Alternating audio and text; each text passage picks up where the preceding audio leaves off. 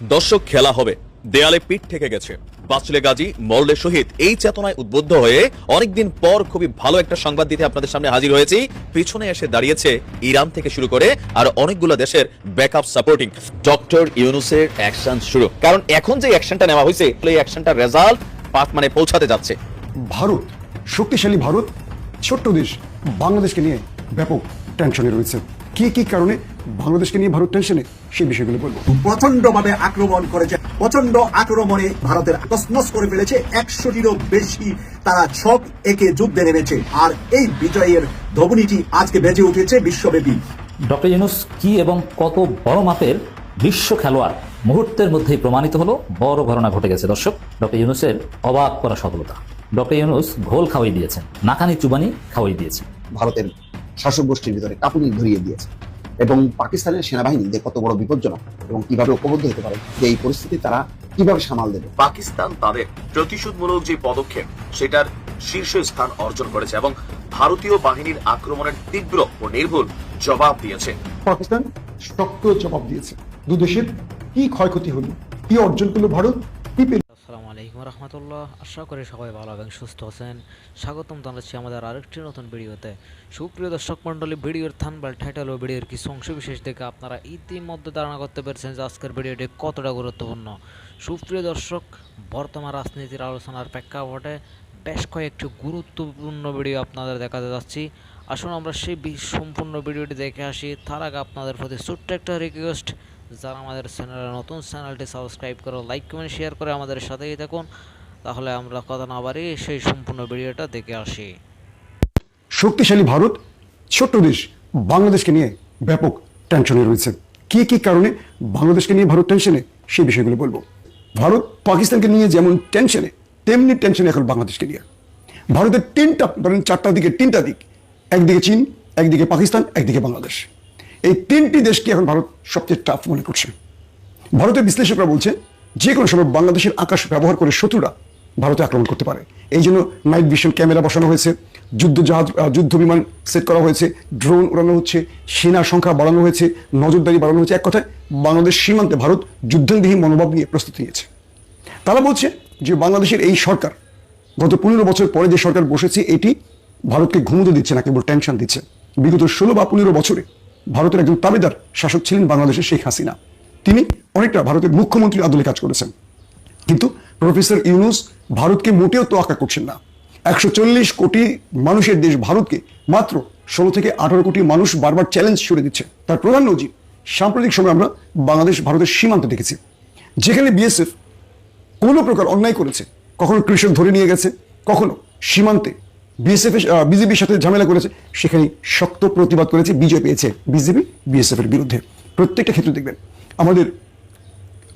আমরা দেখেছিলাম যে একটা ফুটেজ, আপনারা পিকচার দেখেছিলেন, বিজেপির পা ধরে আছে দাদাদের বর্ডার গার্ড, দেখেছেন আপনারা। তো এরকম করে 16 বছর পর বা 15 বছর পর আমাদের সীমান্তগুলোতে আমাদের সাহসী বীরেরা এখন দায়িত্ব বুঝে নিয়েছে এবং ভারতকে প্রতি মুহূর্তে টেনশন দিচ্ছে, সীমান্তে ছাড় দিচ্ছে না, কোনোভাবেই ছাড় দিচ্ছে না। তো ভারত এই মুহূর্তে আসলে সামলাবে কোনটা? একদিকে বৃহৎ চীন, অন্যদিকে পারমাণবিক শক্তিধর পাকিস্তান, আরেকদিকে উদীয়মান বাংলাদেশ। সবকিছু মিলে ভারত একটা বড় রকম চাপের মধ্যে আছে। ভারত বুঝতে পারছে না কিভাবে বাংলাদেশে তার আবারও নতুন তাবেদারকে ক্ষমতা বসাবে। একদিকে প্রফেসর ইউনূসের সাথে নরেন্দ্র মোদী কোনোভাবেই টেক্কা দিয়ে পারছে না। আন্তর্জাতিক ফোরামে নরেন্দ্র মোদীকে বহুগুণ উপরে উঠে গেছে প্রফেসর ইউনূস। সব মিলে এখন ভারতের একটি প্রত্যাশা, কবে বাংলাদেশে নির্বাচন হবে আর কবেই এমন একটি দুর্বল সরকার বসবে যারা ভারতের ইশারা চলবে। আবার জাতি হিসাবে পাকিস্তান হচ্ছে ঘাড়তারা একটা জাতি, তো তারা কিন্তু যে কোনো সময় যে কোনো সিদ্ধান্ত নিবে। তবে ভারতের টোটাল খুশি খুশি মনটারে একটু খারাপ করে দিছে আমরা যখন তথ্যগুলো দেখলাম যে আন্তর্জাতিক গণমাধ্যমে পাকিস্তানের সেনাবাহিনী যে বক্তব্য দিয়েছে যে ভারতীয় বাহিনীর অন্তত 5টি যুদ্ধ বিমান তারা ভূপতিত করেছে, মানে ধ্বংস করে দিয়েছে। বার্তা সংস্থা রয়টার্সের অনলাইন প্রতিবেদনে এই তথ্য জানানো হয়েছে। আবার আমরা ফেসবুকে দেখি ভারতপন্থী কিছু আমাদের ভাইরা আছেন, তারা লিখতেছেন না পাকিস্তান এগুলা গুজব ছড়াচ্ছে, এগুলো ফেক। ভাই, এগুলা রয়টার্সের খবর, আপনি একটু দেখতে হবে। হ্যাঁ, পাকিস্তানের সামরিক বাহিনীর মুখপাত্র বার্তা সংস্থা রয়টার্সকে বলছে ভারতের যুদ্ধ বিমানগুলো পাকিস্তানের আকাশ সীমায় প্রবেশ করার পর পাকিস্তানের আকাশ নিরাপত্তা ব্যবস্থার মাধ্যমে এগুলোকে উড়িয়ে দেওয়া হয়েছে। তবে এ নিয়ে এখন পর্যন্ত কোন রকম মন্তব্য করেনি ভারত। আমরা যখন সর্বশেষ নিউজ দিয়েছি 8 জন নিহত, 35 জন আহতের খবর জানিয়েছে পাকিস্তানের মিডিয়া। আর যারা আহত হয়েছে তাদের চিকিৎসার জন্য সেখানে জরুরি পরিস্থিতি ঘোষণা করা হয়েছে।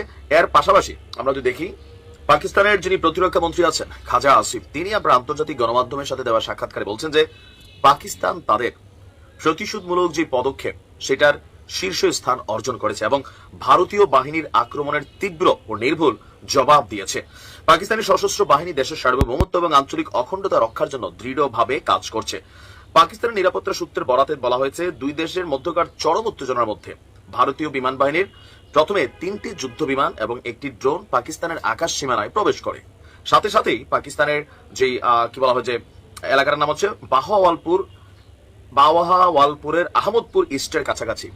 আপনার ওইখানে সীমান্তে ভারতীয় অংশে একটি ভারতের অত্যাধুনিক প্রযুক্তি ফ্রান্স থেকে মাত্র কয়েকদিন আগে কিনছে রাফাল যে যুদ্ধ বিমান এবং একটি SU-30 যুদ্ধ বিমান ভূপাতিত করেছে। এদিকে ভারত নিয়ন্ত্রিত কাশ্মীরের পুলওয়ামা জেলার আওয়ান্তিপুরার দক্ষিণ পশ্চিমে ভারতের আরেকটি অত্যাধুনিক প্রযুক্তির রাফাল যুদ্ধ বিমানকে ভূপাতিত করা হয়েছে। পাকিস্তানের সব যুদ্ধ বিমান নিরাপদে ঘাঁটিতে ফিরে এসেছে দাবি করে বলেছেন, কোনো ক্ষয়ক্ষতি বা প্রাণহানির ঘটনা পাকিস্তানের এয়ারফোর্সের হয়নি। আসসালামু আলাইকুম দর্শক, একটা খবর বিশ্লেষণ করেছে নিউ ইয়র্ক টাইমস। সেটা হচ্ছে ভারতের মোকাবেলায় ছায়া থেকে প্রকাশ্যে বেরিয়ে আসছেন পাকিস্তানের সবচেয়ে ক্ষমতাধর ব্যক্তি। কে সেই ক্ষমতাধর ব্যক্তি? তিনি হচ্ছেন পাকিস্তানের বর্তমান সেনাপ্রধান জেনারেল আসিম মুনির। আসিম মুনিরই হচ্ছেন এখন সবচেয়ে ক্ষমতাধর ব্যক্তি, সবচেয়ে বিপজ্জনক ব্যক্তি ভারতের দৃষ্টিকোণ থেকে। ভারত যত না পাকিস্তানের শাহবাজ শরীফ বা রাজনৈতিক নেতৃবৃন্দকে ভয় পাচ্ছেন, তার চেয়ে বেশি চিন্তিত, উৎকণ্ঠিত, আতঙ্কিত জেনারেল আসিম মুনিরকে নিয়ে। আসিম মুনিরের সেই কিছু কিছু বক্তব্য, তার কর্মকাণ্ড, তার তৎপরতা ইতিমধ্যে রীতিমতো ভারতের শাসক গোষ্ঠীর ভিতরে কাঁপুনি ধরিয়ে দিয়েছে। এবং পাকিস্তানের সেনাবাহিনী যে কত বড় বিপজ্জনক এবং কিভাবে ঐক্যবদ্ধ হতে পারে এবং তারা যুদ্ধের জন্য যে পরিমাণ প্রস্তুতি নিয়ে বসে আছে, তাতে ভারত চিন্তায় পড়েছে যে এই পরিস্থিতি তারা কিভাবে সামাল দেবে।